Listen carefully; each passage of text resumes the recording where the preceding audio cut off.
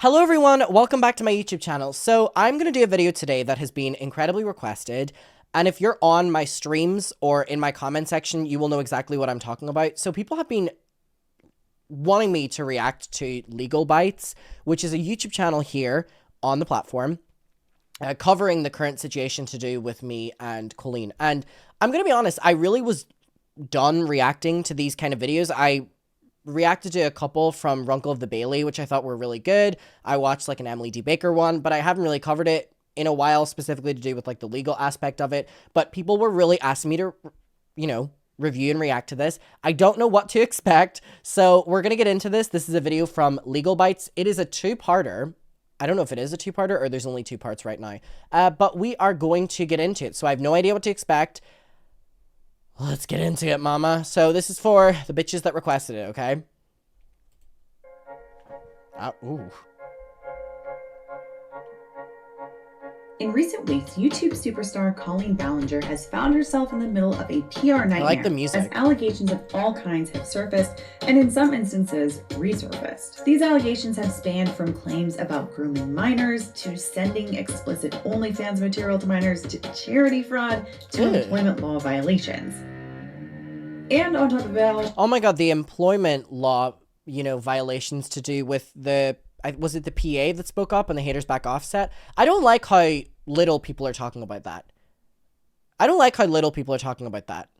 That a worker on Haters Back Off, the Netflix show, spoke out about the environment and how there were undertones of like racism and stuff there. And the charity fraud allegedly as well, yeah. She has herself made some fairly damaging admissions. And although a lot of people have been talking about potential Disney ears, love, criminal liability, criminal charges, I actually think that some of the decisions that she's made could actually give rise to some viable civil legal claims against her. There is so much going on here. So we are actually going to have to break this into 3 parts. This is part 1, but rest assured, we will be going over all of it. Let's get into it. It always stresses me out whenever I'm like about to listen to someone talk about the topic who I have like no awareness of before. It like stresses me out. I'm like, are they just gonna drag me? And even if they are, I can take it, but like the unknown stresses me. Know who Colleen Ballinger is, you can absolutely be forgiven. I personally didn't know who she was until... what a life of bliss. This whole controversy started to blow up in recent weeks. That said, as my research has shown, she's apparently a huge... Of course the video shown is, I'm pregnant! YouTube star, which is always a nice point for humility that you can... By the way, I still double down on my claims that she's trying her best to come back with a pregnancy announcement. I'm gonna be honest, I genuinely believe that that is where we're headed. And if she doesn't come back with one, then she's probably definitely trying. Actually reach basically the peak of YouTube's... Because if she comes back with a pregnancy announcement, then if anyone gives her criticism for not addressing things, then she, can get out of it because people will be like, oh, you're now harassing like an expecting mother. Stardom and still not necessarily be a household name. Anyway, let's talk background for a little bit so you can get some context to understand what this whole controversy is all about and what kind of liabilities she might actually be looking at. Ooh. In 2008, Colleen Ballinger started uploading videos to YouTube as a character she created called Miranda Sings. According to some interviews Colleen has given, she said she created the character as a joke, essentially to poke fun at girls on YouTube posting videos of themselves singing into a camera in their bedrooms. Miranda Sings as a character is a person whose confidence outmatches her actual singing and performance abilities, like wildly outmatches it, and with poorly done makeup and clothing to match. So this is my official audition for being Christine on Broadway in Phantom of the Opera. Flowers fade, the fruits of summer fade. They have their seasons, so do we. So,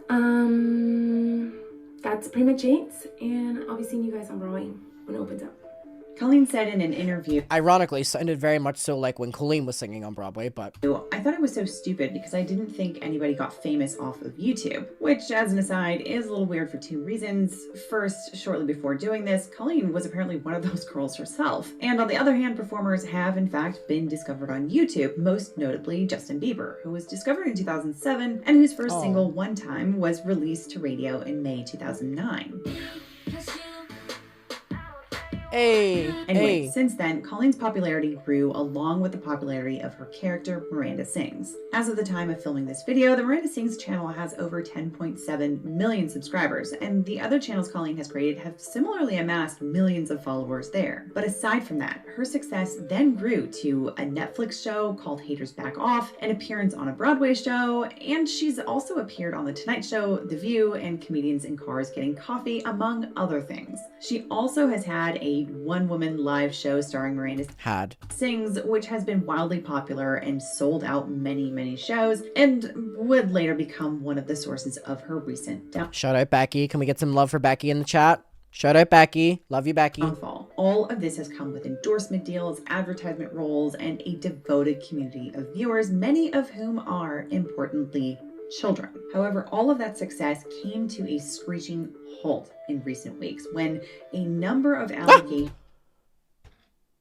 Warning, please! I'm not even kidding. There was a little bit of a jump scare there. ...surfaced from fans who had had personal relationships with her while they were minors. But before I get into that portion, I have to thank this video sponsor. This video is sponsored by Brit. Shout out to you, but this one is not. Colleen Ballinger. In 2020, another YouTuber named Adam McIntyre came out with a video called Colleen Ballinger Stop Lying, where he made some allegations about Colleen. I'm so ugly in this video!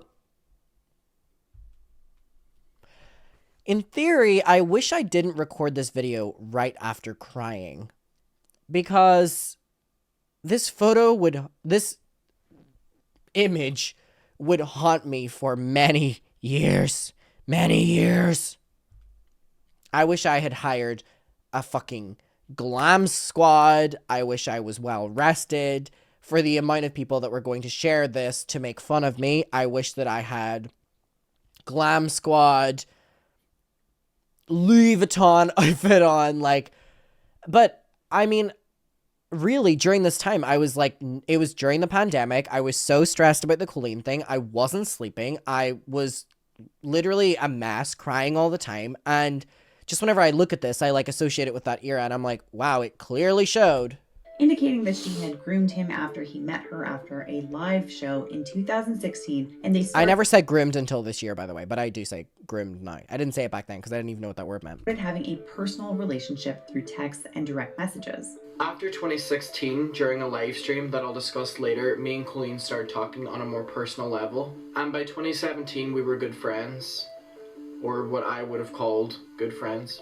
This included sharing personal information about her divorce. Around this time, though, was whenever my parents started getting... Can we talk about how my story never changed? 3 years. And that story never changed. But these bitches are coming into the scene. Cody and some other people. And they've been talking about it for like a month and their story has changed like 3 or 4 times. If anything, I'm consistent. And I'll always give myself credit for that. Because you know what? Whenever you're not lying, you don't need to twist things or you don't need to remember what you have said. Which is why my story has never changed. A little bit more cautious, and we're wondering why a 30-year-old was talking to, at this time, a 13-year-old about her divorce. He also said... I can't believe people watched this video and weren't in my defense. I need to sneeze. In the video that in the course of this relationship... Sorry, I'm sick. She at one point sent him a pair of women's lingerie. In 2016, Colleen and Corey were doing a live stream and they stumbled across my Twitter account. They found my tweets really funny, and this was the day before we officially started really talking. They found my Twitter so funny that they said they needed to send me bra and panties that Corey was wearing during the live stream. Oh my god, that makes me laugh. I want to send him something. Do you want the bra, Adam? Do you want the bra and panties? Tweet right now. Oh my god. Yeah. Corey is so creepy. And just so weird. Like, he has the weirdest just energy and aura around him. He is so creepy. They said this to you? Oh, we need to catch you up. Let me know what you want. He's in Ireland. Hi, Adam. Okay.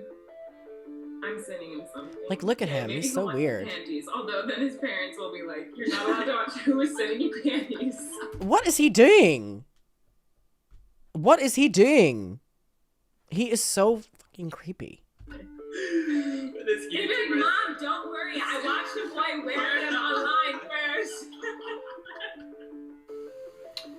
Now, looking back at that, I'm still a minor. I'm still 17, but looking back on that, I just...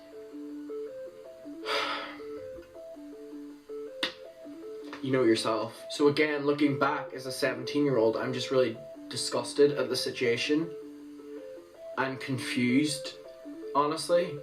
They went on my Twitter because they thought it was funny, and then they said they had to send me the bra and panties. So I did get sent the lingerie, and immediately, whenever it arrived, my parents were furious. They were so angry, and they took it away. And I didn't know if they still had it, and I asked my mum, did she have it? Because she knew I was making this video. So she was looking all morning, but she did find it. So I still have this. My mum kept it. I didn't even see these because my mum had just taken them away. You know what's so crazy about this as well is, like, in talking with my mom and having conversations behind the scenes on, like, having, you know, evidence and stuff like that, I'm pretty sure we still have them. Because she was so shocked. Pretty sure we still have them. So this was what I was sent. I don't even know. Sorry. And Corey's getting so off the hook with all this because obviously everything's focused on Colleen. Corey is so creepy, and I'm aware his reputation, and especially West Hollywood, is awful with people thinking he's creeps anyway, but he really is. Okay, my mom said we still have them. Okay, yeah, we I do. don't know which way this goes.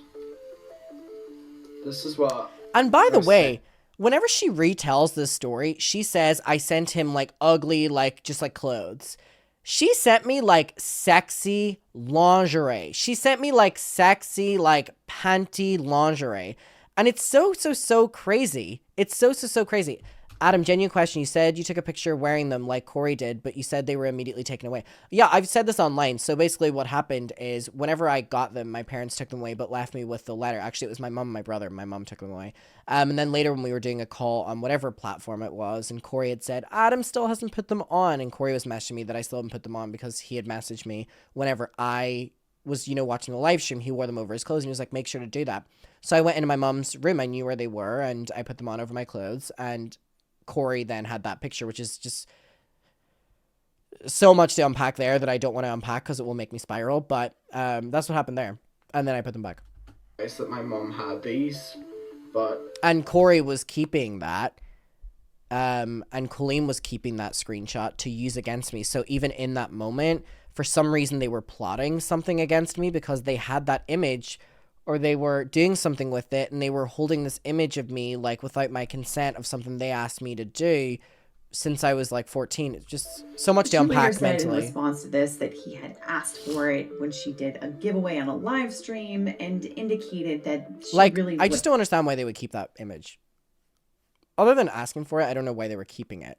And, like, they were preparing it just in case. So then, like, what? They hold evidence against all of the little children they bully? It's just somehow responding to what he really wanted. 4 years ago, I did a live stream, and in this live stream, I did a giveaway. I was giving away clothes that were unused, tagged still on, brand new, that I had just bought that I did not want. One of the items that was in this box was a really ugly pair of underwear. As soon as we pulled them out... Like, they were, like, sexy underwear. They were, like, sexy lingerie. So her diminishing it to that is for a reason, by the way. They started laughing and joking around about how ugly they were. Why did I buy these ridiculous underwear? It was so stupid. I just got big old box. Ah, yes, when she edits the live stream. You guys. Maybe I'll send the ones I don't want to you guys. I got a bunch of crop tops. The panties from you. And people started asking for them in the live stream. Oh, what's that bra? You want the... And what she forgot to include was that I didn't. You know what I mean? She's saying people were asking for it. It was her that offered it to me first. What's the bra? Which is, like, she said that everyone wanted them, and then when she got to finding me funny, she said, did I want it and she should send it to me, which she didn't include. Bra. At the end of the live stream, I was done giving away clothes, and then this boy who made this video about me recently, he asked for the underwear. After she edits out the clip of her being like, I really want to send him the bra and panties, and his parents will be like, this is so weird, you can never speak with this woman again. But obviously, why would you include that? Yeah, we picked people. Why would you include that? Did that boy win these or not? I don't know. Like, even in that moment, Corey kept reiterating as well. He has to tell me what he wants.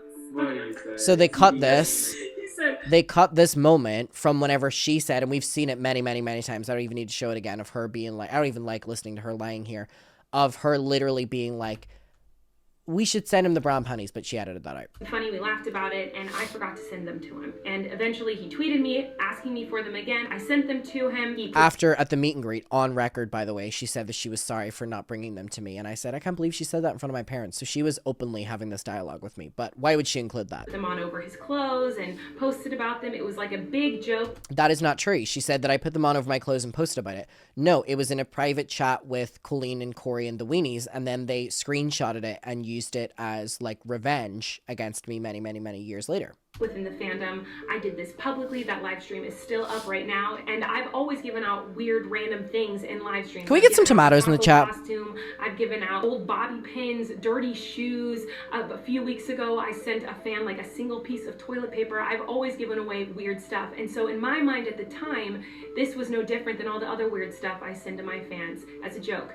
Now, in hindsight, I see how completely stupid of me. I should have never sent that. I don't know what part of my brain was missing at the time that I thought, oh, what part of this it's is a missing normal, now? silly thing to do. I should have realized and recognized how dumb that was and never sent it to him, no matter how much he asked. But it was never a sneaky, creepy, gross thing that I was doing in secret. It was a silly, stupid mistake. But it's interesting her saying that, and then on the record, she said to me in Dublin at the meet and greet in 2016, whenever my parents were behind me, like, I'm so sorry I didn't bring your lingerie and stuff. And I have a video on my channel from 2016 where I'm like, she said this to me and my parents are behind me, and I was like, oh my God, my parents are gonna hear me. She liked having a secret dialogue with me without my parents knowing. So she's lying, but we're aware of that. And I'm so glad I documented everything because I have the proof. That now is being blown way out of proportion. But many people have noted that regardless of whether he asked for it, regardless of whether it could be written off as just a joke, it was still incredibly inappropriate for a woman in her 30s to be sending lingerie to a teenage boy. And yeah, I would have to absolutely agree with that. Now, in that same 2020 video, Adam also said that he did some work for Colleen related to her social media accounts, and it sounded like this was actually unpaid work. We will get into this particular area of allegations in part 2, so keep an eye out for that one. But first, I want to say that basically, as a result of Adam's 2020 video, Colleen initially got some backlash, but ultimately that somehow turned into online hate that was directed right back at Adam, particularly from Colleen's fan base. Then eventually the controversy died down and nothing else really changed. But in June of this year, a new wave of allegations rolled in as some other people posted to social media that Colleen was engaging in inappropriate These are children. Conversations with minors in group chats, particularly one called Colleen's Weenies or the Weenies or something like that. These conversations reportedly included asking minors directly if they were virgins. She was literally in DMs talking to children about SEX. Here's one. Are you a virgin? This is Colleen in a group chat with children. I fucking hate you, Cody. I fucking hate you, Cody. I really, really, really hate you, Cody. I hate you, Cody, so much. I hope you're living a miserable life. I really, really, really hope you are. They're called the Weenies. This is the group chat. If you're in the Colleen Ballinger fandom, you know about this group chat. She's also asking, what's your trigger warning, Cody? Position? And sending explicit OnlyFans images so they could all comment on them together. These images were of Colleen's supposed friend, Trisha Paytas, who is another big YouTuber, and were used to essentially mock Trisha's body. Last night, the text messages were shown, and it's very clearly from Colleen to a fan. Has over 500,000 views on Twitter that I'm not embarrassed by. I'm embarrassed for her. I try to take myself out of these equations when I'm feeling triggered, and if I were to look at it as it happening to someone else, I I wouldn't be humiliated for the person in the photos. I'd be humiliated for the person who sent them. Yep. Although it can be humiliating for the person in the photos as well. And it somewhat is embarrassing. I get made fun of all the time for my body, my nudes, even under this person's posts. While I'm thankful he posted them so I could see that this is real, it's hearing all that horrible stuff underneath the photo, like about my body just being messed up or disgusting, and it's a lot. Yes, I'm a sex worker, and yes, I chose this job, and yes, I make money doing it, but it never feels good to have someone just like make fun of your naked body. It's just a really vulnerable thing, and it is a little embarrassing, if I'm being honest, but I'm more embarrassed for her that this is the kind of person she is. Like, I'm so embarrassed. Anyway, there were also allegations that came out about Colleen's live show as Miranda Sings. This included a gag she did where she would pick a young boy in the audience and have him come up on stage to, quote, teach everyone how to go on a date. We're gonna go on a date together right now. We're gonna teach you guys how to go on a date, okay? First thing you need to do is pick a good location. So I recommend going deep and dark into the woods where no one can hear you. This gag involves having the boy reach into the front of her pants where she has a big Ziploc bag of cheese balls. You can't just flail around the cheese balls when you're on a date in the woods because there are bears out there and they will try to eat your cheese balls. So you have to hide your cheese balls. So for example, now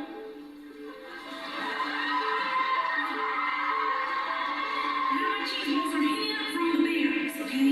Except for this bear right here. I think what's most bizarre about that clip is like how much of a running bit it was in every single one of every single one of her shows, right? And I think the fact that she did it in every show, like, it's a running bit, but the fact in every single show she's specifically bringing on like a very, very, not even an underage boy, but a very, very, very young one, is just like deranged. And the fact that there's a video of her being like, oh, I brought a really young boy on stage and he was really uncomfortable with the fact, and he told me he doesn't want to be my bae and he doesn't want to put his hand on my, and she's telling all this, and it's just like, and there's like a team that like stand behind this show as well, right? This is so romantic. Oh, I'm so hungry. Wait a minute.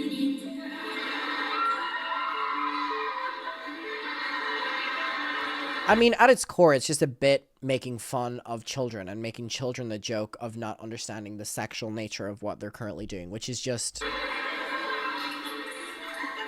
And, like, she makes this argument about, like, Miranda is being subjected to this inappropriateness by her uncle, and she isn't aware of it. But then why are you subjecting just random paying, you know, families' children's to it in your live show? There we go. That must be, like, the best place to hide it because there's no way you can fit that in your pocket. Do you want a cheese ball? I'd love it. And I think this kid saying this next line was one of the biggest... I can't believe I'm reaching in there right now. It also includes another gag where Miranda Sings, quote, teaches yoga or does some kind of a yoga challenge or something like that. In this one, she brings an audience member onto the stage, getting them Shout out Becky. back on the floor, and spreads their legs wide open. Love you, Becky. Here's an account from one girl named Becky on her experience being that person called up to the stage. Now, as soon as I stood up from the audience, I saw Colleen's eyes widen because she realized I was not wearing pants. But for some reason, that didn't stop her from continuing. In fact, no adult at any point stepped in this situation. So we get to the point in the yoga challenge where I am laying down and Colleen is spreading my legs basically as far as she can. She spreads them so far that you can see the spandex I was wearing under my romper, which thank God I was wearing. Now, the original video posted by Xandar, I'm sorry if I pronounced her name wrong, is only a screenshot, but there is a whole video of this. But that screenshot is the most important because that is the moment I will never forget, where I was laying under Colleen and she was smirking down at me while thousands of people were laughing, and I was terrified that my body wasn't covered up enough by the spandex or the romper. Yeah, and fuck Colleen for addressing this in the ukulele song and being like, fart joke. Because I know that that's like a joke now, like, fart joke. But like, fuck her for doing that. I basically felt naked, so it felt incredibly sexually violating. I was younger and my body was still developing and I was still becoming comfortable with myself, so for her to use my body as entertainment on stage really set my confidence back quite a lot. And not to mention, after all this, after the show, I had to walk back to my car where there was many men staring at me in a very predatory way that they were not looking at me before because of how exposed I had been on stage. So I literally did not feel safe leaving the venue. And again, all of these people being called up to the stage are apparently minors. Ostensibly, they're there with their parents, so there's definitely a question about that. But there's a question, a serious question that could be asked as to whether or not it's even possible for these kids to consent to these kinds of things. Anyway, as these not when the person is their idol and they're in front of a huge ass audience that are waiting for them to fulfill the joke. Allegations really started to stack up. And that's also something to be said about the parents. Like, for these kids that go on stage and people are like, why did the parents not stand up?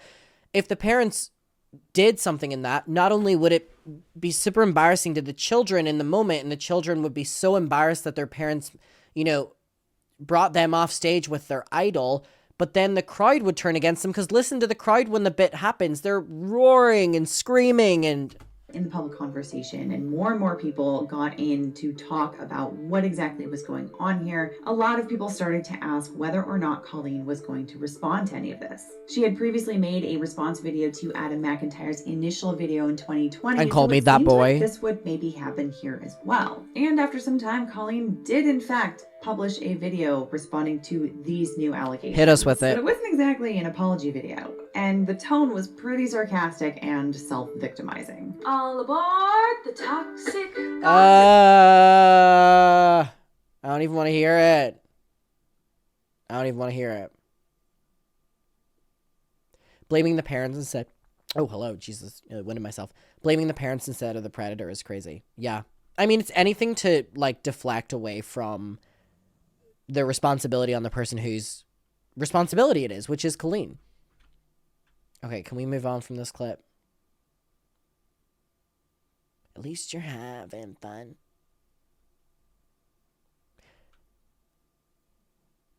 I'm trying to read her lips.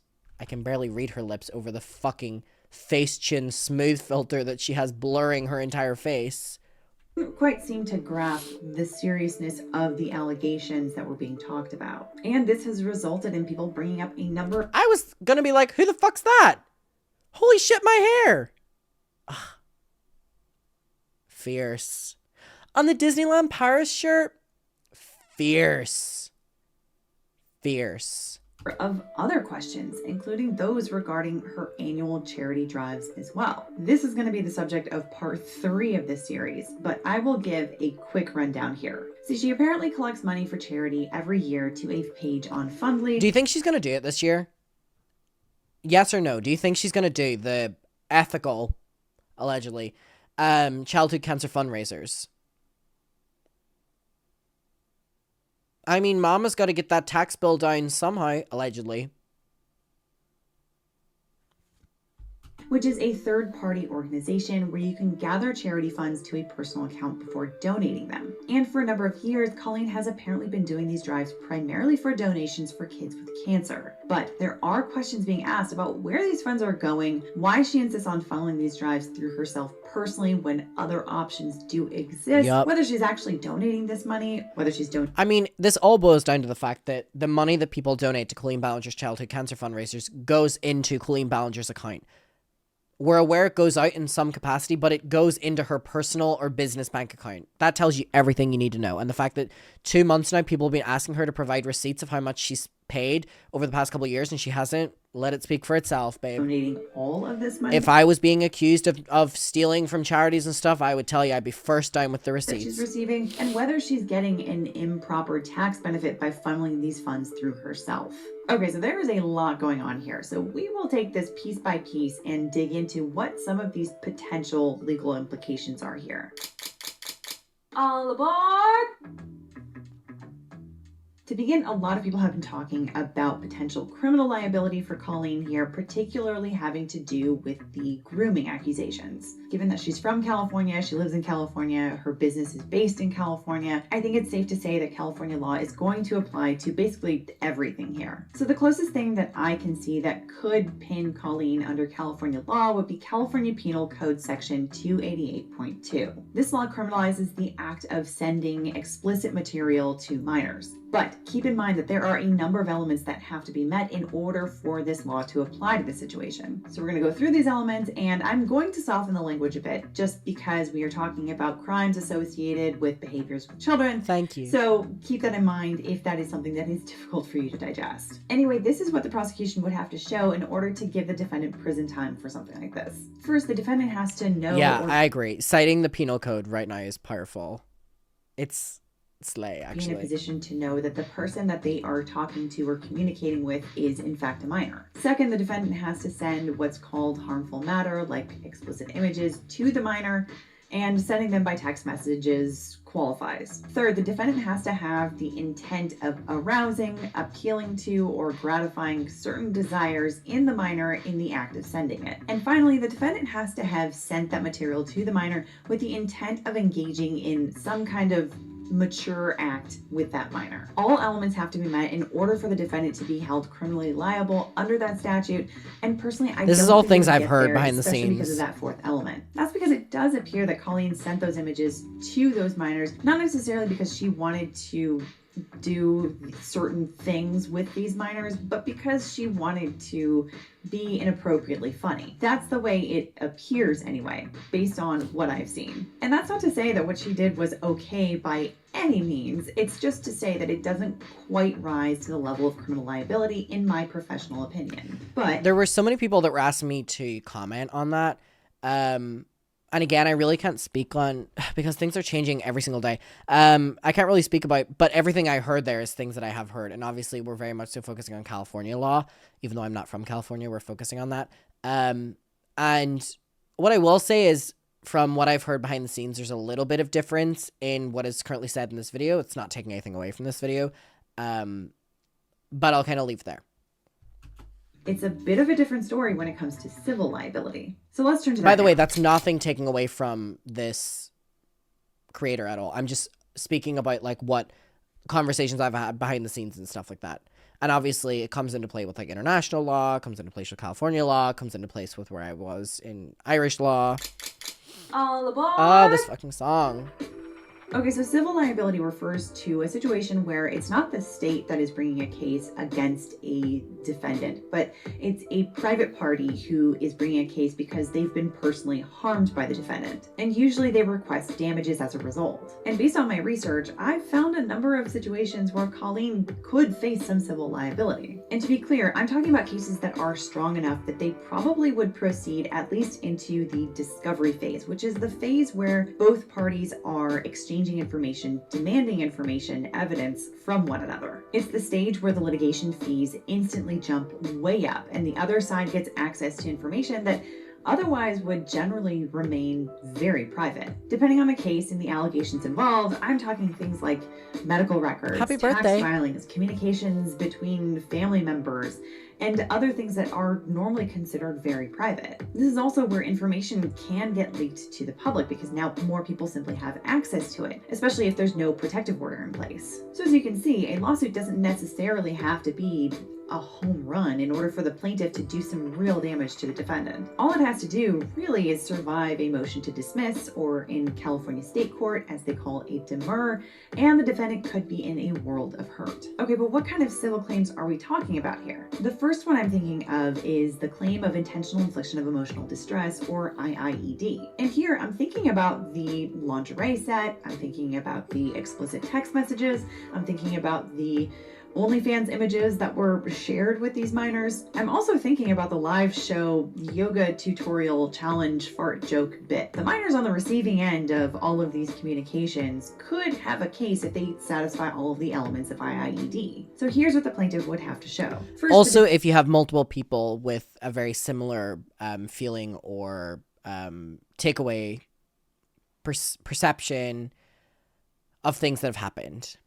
defendant commits some act. Second, the defendant's act is outrageous. There's specific case law out there on how to determine whether or not an act is outrageous because it has to be objectively outrageous. Basically, it has to be the kind of thing that we as a civil society would definitely not tolerate. Mishandling of human remains would be a very easy example of this. But I think also a 30-something-year-old woman asking minor teens what their favorite position is or whether they're virgins and sending them lingerie personally and sending them explicit OnlyFans images could probably qualify too. And there's also a good argument for the act of bringing a teenage girl wearing a romper onto a live stage and spreading her legs as wide as possible in front of a massive I need to live sneeze. crowd. Anyway, the third element is that the defendant Oh my has God. to have acted Sorry. intentionally. This means that the defendant had to have acted either purposely to cause harm. And I think that this is one of the, thank you. I think this is one of the things that is really important about this Colleen thing is that when you have so many people with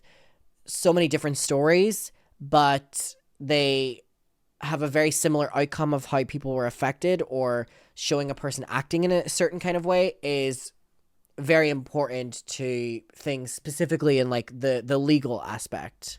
To the plaintiff, or that they had to have acted recklessly. Recklessness in this context means that the defendant knew of a likelihood of causing harm and ignored or... The only reason I'm not turning subtitles on is because people got on to me for turning subtitles on in a video I was reacting to because they then watched my stream with subtitles on and it was double subtitles and it was blocking out one of the subtitles and it was confusing to read. So I have people that were giving me backlash for having subtitles on in videos, so that's why I'm not turning them on.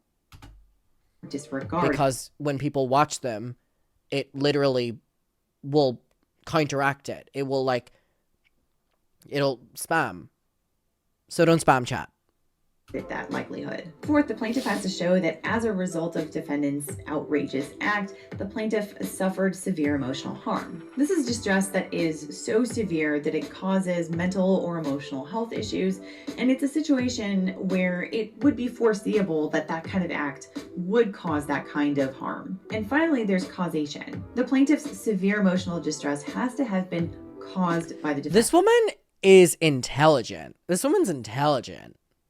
In other words, it has to be the case that there's nothing going on in the plaintiff's life at the time that was equally or more traumatic than what the defendant did, and the emotional distress that the plaintiff is suffering from can't be something that they were... Yeah, I mean, putting me aside, I mean, Becky really does have... This is Legal Bites on YouTube. I mean, Becky as well has a great case on, emotional harm and someone acting in a way of exploiting you and stuff. Like, even if I put myself aside for a second. Already struggling with. It can be something that was exacerbated by the defendant's act, however. Now, when it comes to IIED claims, we really do have to make sure that we are talking about conduct that is objectively outrageous. And aside from that, the other most difficult part to prove with IIED is the intent piece. But as it relates to the live performance incident, Colleen also saw that Becky was wearing a loose romper and decided to proceed with the gag anyway rather than sending her back to her seat, which she 100% could have done. And as for these explicit communications with minors, here's where Colleen's ukulele video comes in to potentially bite her in the ass. See, in the video, she kind of makes a number of admissions about some of these allegations. While at the same time saying that it's all bullshit, basically. The communications with minors. It's kind of like... I don't want to listen to it, but we get the point. Basically, that she'll say that she's the creepy aunt. She would message fans, but then at the same stage, remember, she says that she wouldn't message fans. But she has admitted in this video, and let me tell you how many times behind the scenes I've had to watch this damn video and read the transcript of it. I could go fucking insane. But she does admit things in this video, or she admits enough. She admits enough. She really does admit enough. And a skilled trial lawyer could 100% drag her in front of a jury on cross-examination, pressing her about this recognition and when exactly that light bulb went off. In fact, there are many lawyers that I've spoken with about this whole subject who would not putting the English GCSE to work. Absolutely love to put her on cross-examination about these issues. In that situation, she would either end up looking like a complete idiot or a total creep who was absolutely reckless, at the very least reckless, about the harm that she knew was likely to happen. At the very least, just a loser. Not a groomer. To a group of minors that she was talking to. So in my opinion, I think there definitely is enough out there for all the chat saying, no, she looks like both. Shady. A colorable IIED claim. The only question is how long ago these incidents occurred, because in California, the statute of limitations for IIED is 2 years. True. Anyway, the next civil claim that True, but whenever we're dealing with, especially international, things change a little bit. I want to talk about is unpaid wages. But because of the volume and breadth of all of these allegations, that one is going to be in part 2. Once that's published, I will make sure that it is linked in the description below and shows up on the end of this video here. Be sure to check that out because things... All right, so part 2 is talking about the work that I did with Colleen. And I'm interested to see that one, but I think that this one was really good, and I think seeing the different penal codes and stuff was really... I mean, it's interesting to, like, sit down here and read it and talk with you about. Obviously, it's things that I've extensively heard behind the scenes. And what I will say is that this creator, Legal Bites, is definitely onto something and is definitely very intelligent, knows her shit. And, yeah, my response to a lot of those things is that we're also dealing with international things here, and that kind of makes things a little bit more complex. But, wow, this is a great video. So shout out to everyone who wanted me to watch this. It was really great.